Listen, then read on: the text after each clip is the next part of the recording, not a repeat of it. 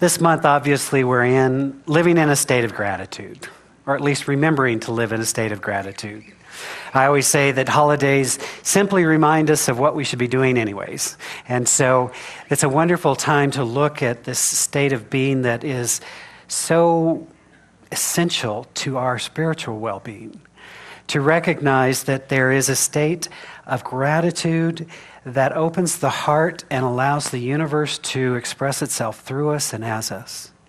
And so we are looking at the laws of gratitude. Some of you didn't know there were laws, and until I started making up the titles, either did I. But now there are. And so because I have edicted it, it is so. I love that. All of life should be so easy. And so last week we looked at the law of grace. It was just simply the understanding that grace is, that there is a self-givingness of spirit, that this one life is pouring itself into existence all of the time. And there is a transcendent reality that is connecting all things. All parts of this cosmos are a part of a one infinite web of being. So everything is connected with everything else. Everything is a part of everything else. All of it is engaged and involved in the one. And yet, we don't always recognize that, do we? We tend to look at reality through our limited versions of reality. I often like to tell the story of Adam and Eve. And, we're familiar with this story. You may have heard a different version of it, but I always like to tell you what they really meant. Which is simply very, very simple. It's a very profound metaphor for reality. Because in the beginning, here's God. God creates all this cool stuff, and here's Adam and Eve, and they live in this paradise, and it's wonderful, and they're naked and having a ball. Right? But God says to Adam and Eve, listen, here's your paradise. It's all available to you. Every part of it is for your enjoyment, and you can prosper, except, there's always an except. Don't eat of the tree, and listen to what the tree is called. There's two trees. One tree is the tree of life. Unity, oneness. One tree is of the knowledge of good and evil. Hear that. And so when Adam and Eve, we always blame Eve because, men do that. When they eat of the fruit of the knowledge of good and evil, they move into the dualistic mindset that sees good and sees bad. And thereby leave the garden, leave the state of grace, leave that state of unity and oneness, and are experiencing life as separated. And they become aware of their nakedness. Right? Up until then it was cool, and all of a sudden, oh my God, this is bad, right? So hear this. Again, you've probably never heard the story quite this way. I thought it would be helpful for you.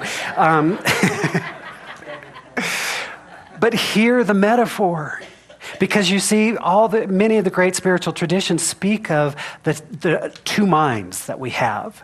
The mind that is spirit, the mind that is one that believes in love, that believes in unity, that believes in wholeness, the divine mind that we are connected with. And then there is the other mind, the egoic mind. And the egoic mind believes in separation, believes in littleness, believes in otherness, believes it is that part that eats of the fruit of the knowledge of good and evil, and sees everything. And from that mind, we want to categorize life. This is good, this is bad, this is right, this is wrong. People are like me, these are people not like me. All of the ways that we categorize and separate ourselves from life. But there's a transcendent reality that the spiritual masters have taught us. And so Jesus, when he's helping us to understand this way of being in the world, people would come to him and say, you speak of this kingdom of heaven. where do we find this? And he said, I'm telling you, it's neither low here or low there, but the kingdom of heaven is within you. Which says to me there's a state of consciousness that when we enter into that state of consciousness, our lives are expanded.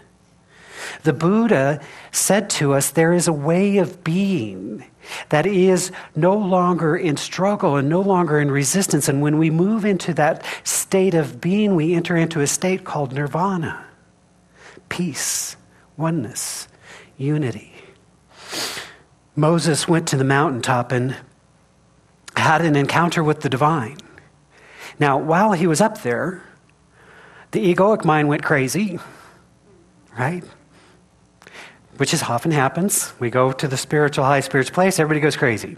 And so they're like, oh, we don't know what's going to happen. Let's build stuff. Let's make false idols. Let's take all our gold, let's do cool things. But Moses is having a transcendent experience. And so he's standing before the divine. Now, the belief at the time was that if you ever encountered the divine face to face, you would die. But he's having this experience of the divine, and he finally says, who shall I say sent me? What is your name? And it says to him, it's been translated for us, I am that I am. But the more appropriate, the more interpretive way of understanding is that I am that which causes all things to be. Or, even more beautifully, I am that which is becoming. You see, when we understand that we are not separate from the divine, but rather the divine is becoming through us, then we realize that we are an extension for this one life to express more fully and more beautifully into life itself.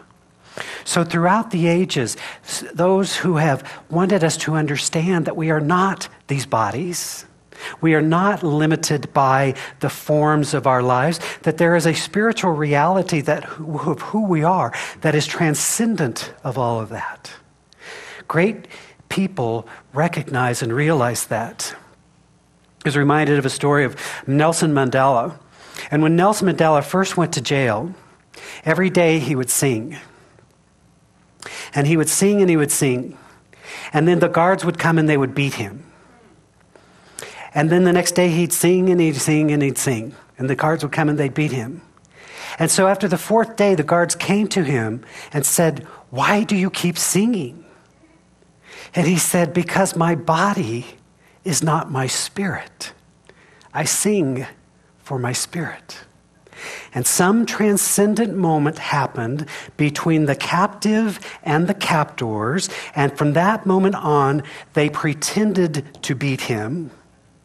And every day he sang. And at Nelson Mandela's inauguration, he invited these two captors up to his stage and said, these are my friends. There's a way of being in the world that is transcendent of the realities that we experience. And so I remember one of the first transcendent experiences I had of this. And it was when my grandfather was towards the final stages of his life. My grandfather was a really wonderful man. He was such an instrumental part of my life, really helped me to become the person that I am. He taught me so many things, and in some ways it was a surrogate father for me. And so he was a very important part of my upbringing. And so towards the end of his life, he had a brain tumor, and so he was in the hospital, had gone in for radiation, had all kinds of reactions to that, which caused his whole entire being to swell. And so in the final days, I was in the hospital with him, and at the same time, I was studying practitioner training.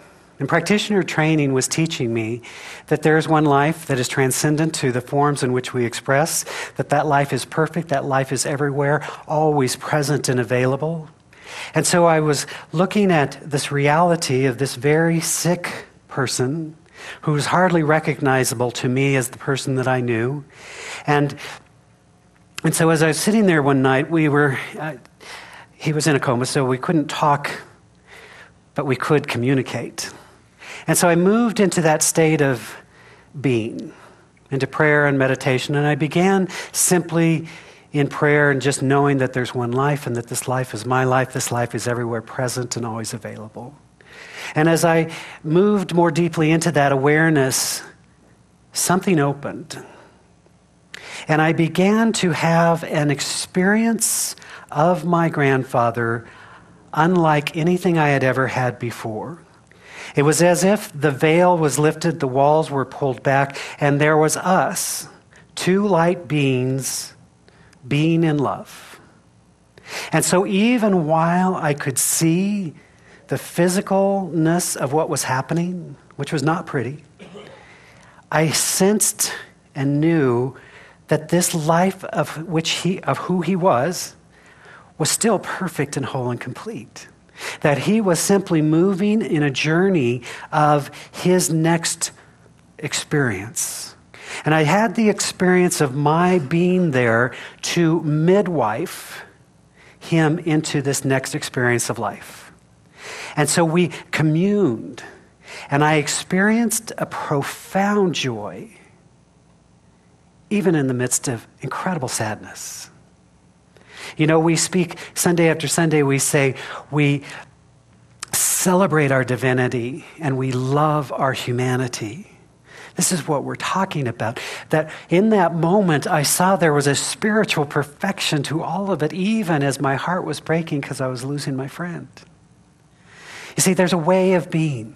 And so sometimes what happens for us is that those moments of pain, those moments of loss, those moments of suffering are actually invitations into the larger life, into the bigger story, into the greater understanding of life and reality.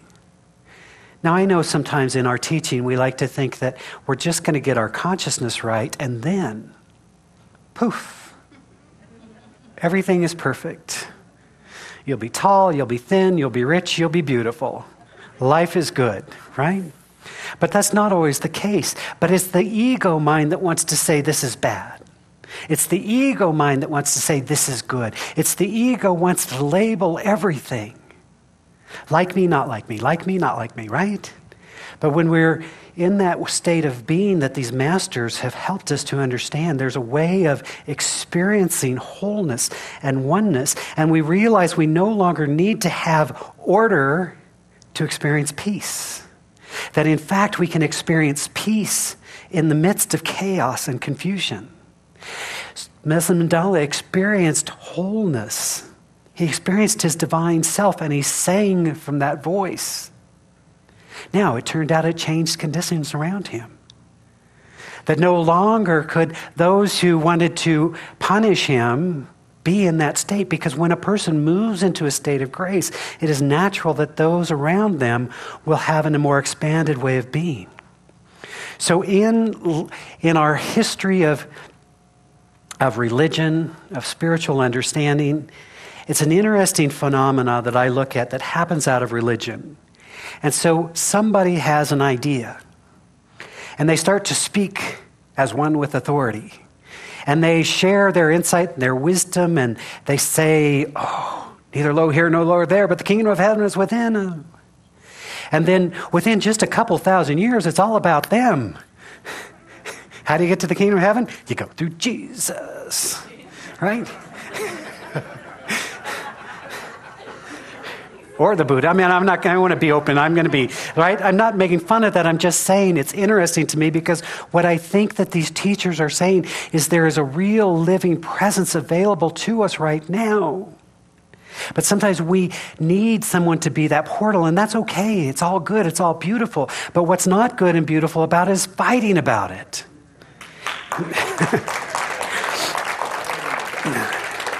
So in the traditions of religion, you have, it seems over and over, that there's a group that moves to the fundamentalist view, that this is true, this is right, this is so, and when that's in place, then we can do all manner of horrible things to each other because of our rightness. And then on the other end of the spectrum, you have this mystical, enlightened state of being. So if you look at Judaism, you have a very fundamentalist sect, and you have the Kabbalah.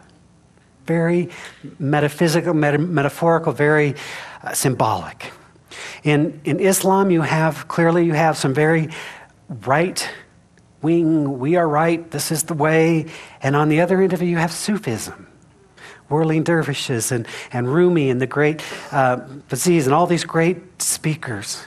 In Christianity, you have very hardcore right-wing, this is how it is. And on the other side, you have this beautiful mystical tradition that's evolved through the Catholic Church over the years. And in the early years, which was represented by the Gnostics, which was almost lost, but we found many of those writings. We see there was another way of being in the world. So I'm not making any of them right or any of them wrong. I'm just saying it's our own interpretation. But for me, what I love to do is when you read the mystical writings, no matter what the tradition, you hear this essential message that we are one with the divine. We are one with the whole.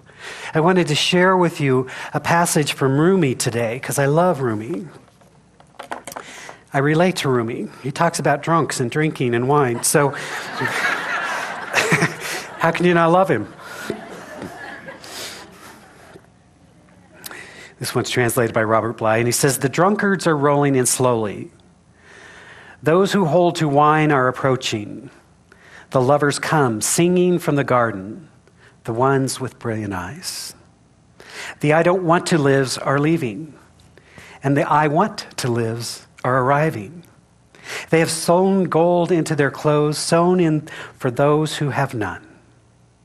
Those with ribs showing who have been grazing in the old pasture of love are turning up fat and frisky. The souls of pure teachers are arriving like rays of sunlight from so far up to the ground huggers. How marvelous is that garden, where apples and pears, both for the sake of the two Marys, are arriving even in winter. Those apples grow from the gift and sink back into the gift. It must be that they are coming from the garden to the garden." He writes, those who want to be here are coming, and those who want to leave here are leaving. You see, this spaceship that we've all joined together on is this place where we come to evolve our souls, and we come to have an experience that we couldn't have any other way. And yet sometimes when we get here, we come as light beings, we take on heavy form, heavy dense, heavy mass, we move into the ego mind, we eat of the fruit of the knowledge of good and evil, and we forget about the tree of life, that tree of life that binds us all together, that brings us together in a place of understanding. We move into a judgmental mind that would separate ourselves from others. Some of us have even been known to think of ourselves as better than others. Yes, I'm not talking here. Not here, but I mean out there. Right? But the mystics say, oh, if you could see this divine reality, if you could see this spiritual dimension, if you could see yourself as who you truly are, you would recognize the spark of the divine within you. And in the recognition thereof, you would recognize the spark of the divine in all people. Now, I too know that the spark of the divine is in all people. There are those, of course, who the spark is well hid. You have to look a little harder, but it's there, right? It's there. How freeing that is.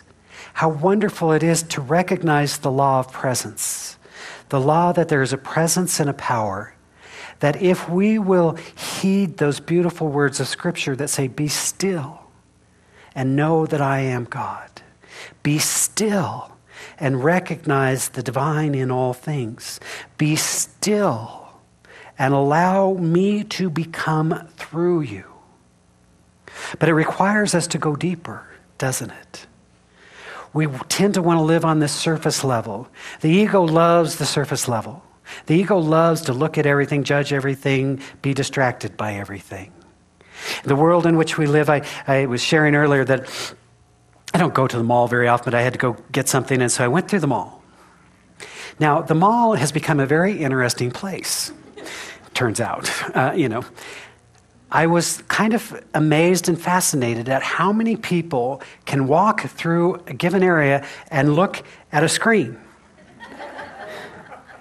It's like, amazing. Nobody bumps into each other. Kind of amazing skill and talent that you can look at something and I thought, wouldn't it be nice if just for a moment, we set them all down and looked directly into the eyes of another and beheld the beloved, right? For me, this is my practice. What I know is that it is essential, more so than ever, that I spend time in spiritual practice, that I spend time being still, that I put aside the myriad distractions to simply be still and know, to breathe deeply into the awareness, to know that I am that is becoming through me. And so when we develop that practice, and it is a practice, then we can begin to experience life more fully, more beautifully, more powerfully. We begin to recognize the sacred in every moment.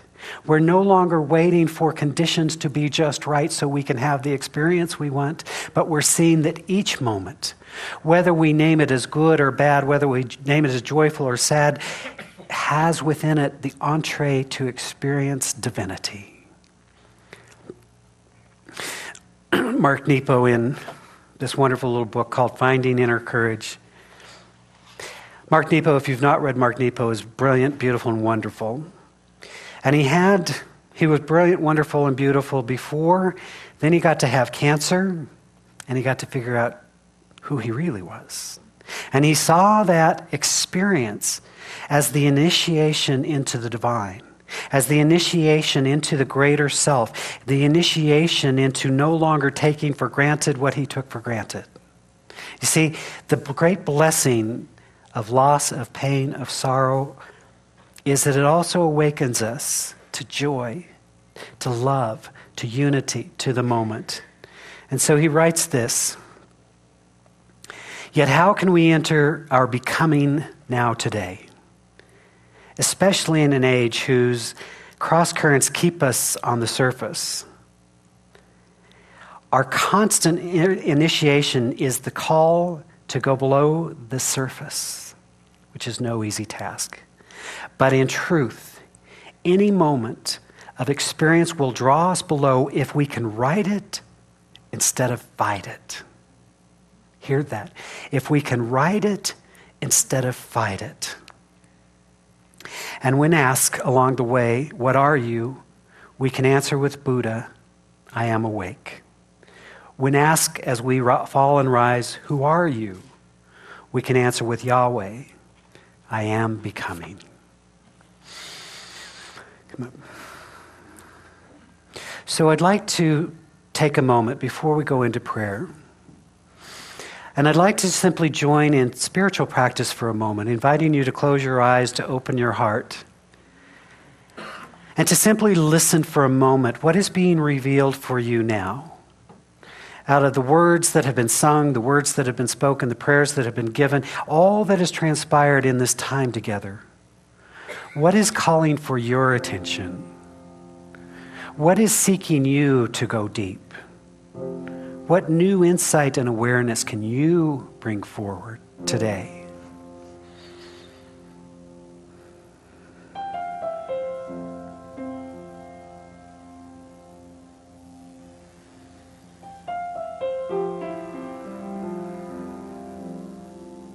And so we enter into the deep.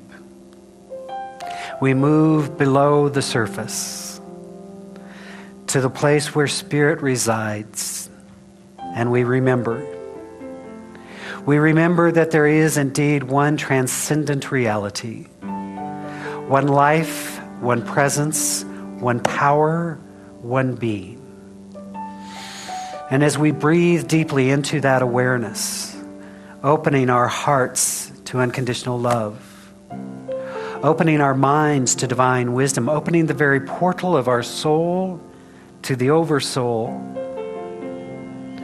And we realize that there is one life that is seeking its becoming through us, that is seeking to know greater love, greater joy, greater power through our very being. So we allow ourselves to be open and receptive to this spiritual truth and reality. We allow ourselves to release and to let go of that which no longer serves us. Limiting ideas, outworn ideas, all of those beliefs that we have held so closely. But in this moment, we can surrender to our greater good. We can allow this life to reveal itself as health, as well-being, as vitality. We know we are the source with all abundance, and so we allow our lives to be a reflection of the divinity that we are, joyously giving, graciously receiving of the infinite bounty that we have been given. We recognize and know in this moment that the only reality is one of love. And so we release fear. We forgive ourselves. We forgive each other. We forgive those who we have perceived have harmed us. We move into transcendent state, accepting love as the only reality and allowing it to heal and transform that which is unhealed. Bearing witness to this truth, I'm simply knowing that life is seeking its emergence through us now. And we are saying yes. We are opening, allowing, expressing, revealing the larger life. I invite you, if you will, to simply place your hand on your heart and just sense and feel the divine pulsing through your very life and being, opening your heart to absolute unconditional love. Be willing in this moment to release, to let go, to allow something powerful to be born anew. How grateful I am for this spiritual truth, for this spiritual reality. For I know we are blessed beyond measure. We choose now the tree of life, the tree of wholeness, the tree of unity. And we enter into the garden, whole and perfect and complete. Yes, indeed, we are blessed beyond measure. And so we give thanks for the many blessings in our life. And it becomes natural to extend the blessing. So we bless this spiritual community, this divine idea known as the Center for Spiritual Living. We know that it is prospered and blessed, moving forward with our mission to be a light in a world that appears to have darkness. We bless our brothers and sisters around the planet. We are remembering the brotherhood and sisterhood of all humanity. We're simply holding that high consciousness for a planet at peace, for a world that works for all. We remember that we are only one collective thought away from peace. And so we bless, of course, all priests, all rabbis, all ministers, teachers of every faith. For we honor and recognize the many pathways to the divine. We celebrate them, we name them good. And so it is in joy and gratitude that I simply give thanks for this inner spiritual awareness, as well as for its perfect demonstration. And I know there's nothing more to do but then to release this word into the law of mind, knowing that it is so, as together we say, and so it is.